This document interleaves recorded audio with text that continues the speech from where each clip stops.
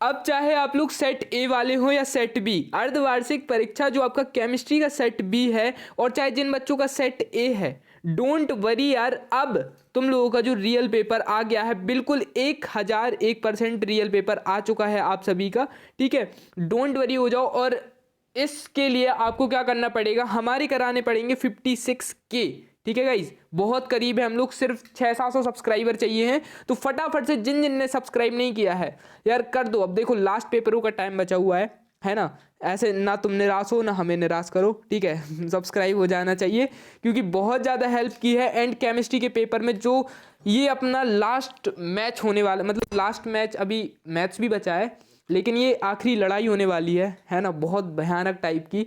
तो रात भर आपको भी जागना पड़ेगा और मुझे भी जागना पड़ेगा। ठीक है, थोड़ी बहुत होगा कि रेस्ट वगैरह कर लें क्योंकि इस पेपर में अपन को थोड़ी से ये पेपर आ रहा है केमिस्ट्री का हल्का सा डिफिकल्ट। ठीक है, अभी जब क्वेश्चंस देखोगे, क्योंकि इसमें अपन को किया गया है रिएक्शंस में बिल्कुल फुल ऑफ। ठीक है, टोटली रिएक्शंस के ऊपर ज़्यादातर ऑब्जेक्टिव बने हैं। ऑर्गेनिक केमिस्ट्री भरपूर आई है।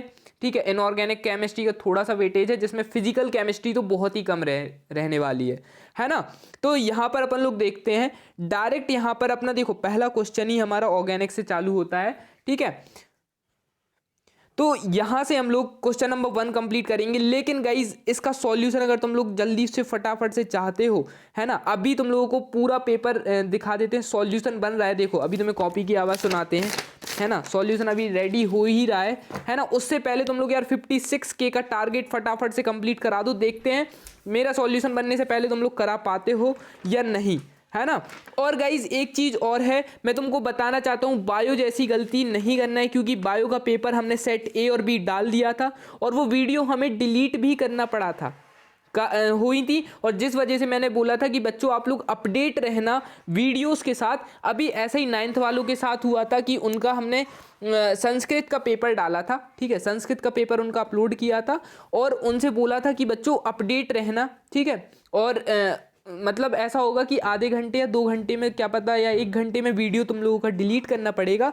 इससे पहले पूरा सॉल्यूशन देख लेना, पूरा क्वेश्चन पेपर देख लेना। तो तुम लोग भी अपडेट रहो, बिल्कुल चैनल पर सतर्क रहो, टेलीग्राम पर ज्वाइन रहो, व्हाट्सअप ग्रुप्स पर ज्वाइन रहो। तो मैं जैसी वीडियो अपलोड होती है विथ 30 सेकंड के अंदर लिंक मैं डाल देता हूँ, तो वहाँ से तुम लोग डायरेक्ट देख लेना। ठीक है, यहाँ पर हम क्वेश्चन देख लेते हैं। CH3CH5CH3 में कुल सिग्मा बंध कितने हैं।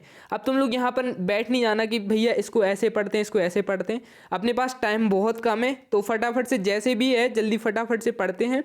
ठीक है, तुम लोग बोलोगे कि भैया इसको 1 बॉन्ड बोलते हैं, आप बॉन्ड नहीं बोल रहे हो, ऐसे नहीं कर रहे हो, 1 लाइन 2 लाइन की, तो मतलब आपको पता ही नहीं है ना।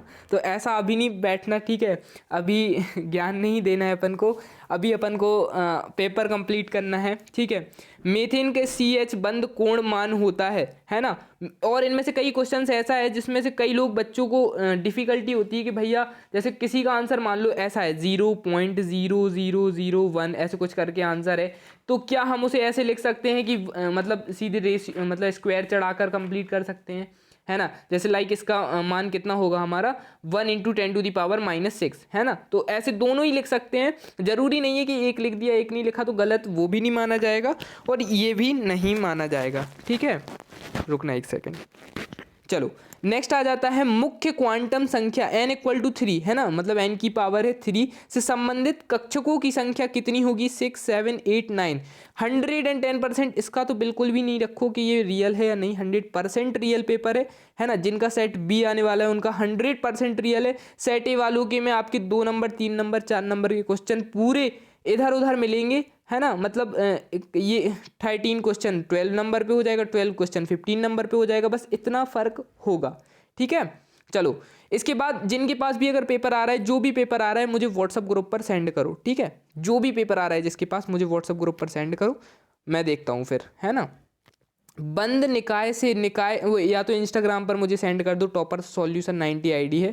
ठीक है, टॉपर्स सॉल्यूशन 90 को करके ID है, 95-96 हज़ार फॉलोवर है, तो उस पर मैसेज करना है। ठीक है, बंद निकाय से निकाय एवं परिवेश के मध्य द्रव्य का विनिमय क्या होता है? संभव है, संभव नहीं है, अज्ञात या परिसीमा नहीं है।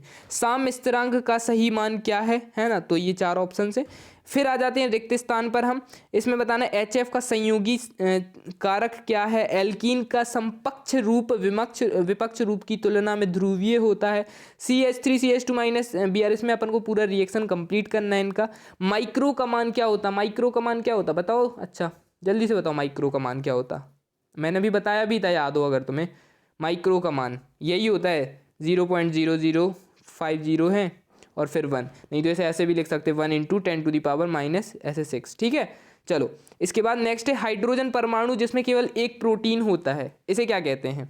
बताओ बताओ, इसे क्या कहते हैं? हाइड्रोजन परमाणु जिसमें केवल एक प्रोटॉन होता है, क्या कहते हैं उसे? पता है? अब मैं आधा बता देता हूँ। ICOT, हाँ पूरा ही बता, आइसोटोप कहते हैं। ठीक है, इसको ऐसे लिखेंगे, कैपिटल में लिखना है ना, ISOTOPE। ठीक है, पेपर अच्छे से बिल्कुल रट जाना चाहिए, फिर कोई शिकायत नहीं होगा कि भैया हम पेपर पढ़ नहीं पाए थे, आपने जो डाला था काश हम देख लेते, है ना? तो वो गलती नहीं होनी चाहिए। CO2 का द्विध्रुव आघूर्ण होता है, मैं बताऊंगा अभी इसके आंसर्स। ठीक है, थोड़ी देर में आंसर्स आने वाले हैं, जब तक चैनल को करो सब्सक्राइब, वीडियो को लाइक और कमेंट भर भर के कर दो। लेकिन सब्सक्राइब 56 के हमारे जल्दी से जल्दी कंप्लीट कराओ यार, है ना? अपनी फैमिली जितनी बड़ी होगी उतना ही बढ़िया मजा आएगा, है ना? इसके बाद अपन लोग बहुत बढ़िया बढ़िया वीडियो डालने वाले हैं, जिससे तुम लोगों का फाइनल में बहुत अच्छा स्कोर जाने वाला है। ठीक है, बढ़िया तरीके से अपने चैनल पर शॉर्ट्स आएंगे तो उसको भी सपोर्ट करना है। ठीक है, सत्य सत्य करेंगे। अम्ल प्रोटोन ग्राही होता है, अम्ल प्रोटोन ग्राही होता है किसका? अभिक्रियाओं में इलेक्ट्रॉन निष्कासन वाली अर्ध अभिक्रियाओं को ऑक्सीकरण कहते हैं। H2 + Pb2 + PbS सफ़ेद अवक्षय है। प्रथम गैर शून्य अंक से पहले आने वाले शून्य सार्थक नहीं होते। फ्लोरीन सर्वाधिक विद्युत ऋणी तत्व नहीं है।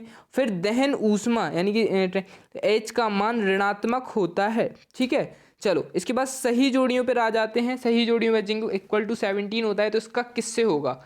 ठीक है, नेक्स्ट आ जाता है क्रियाशील लुईस क्षारक ऑक्सीकरण अवस्था FnC2H2। इसके बाद एक शब्द में बोलते हैं रुद्धोष्म प्रक्रम परिभाषित कीजिए, और Ni2+ से Ni6 परिवर्तन में कितने इलेक्ट्रॉन होते हैं? एल्काइड ईथर से क्रियात्मक समूह में साम्य सूत्र लिखना है हमें इसमें। ठीक है, इसके बाद ये यहाँ पर आ जाते हैं 6 क्वेश्चन आ जाता है।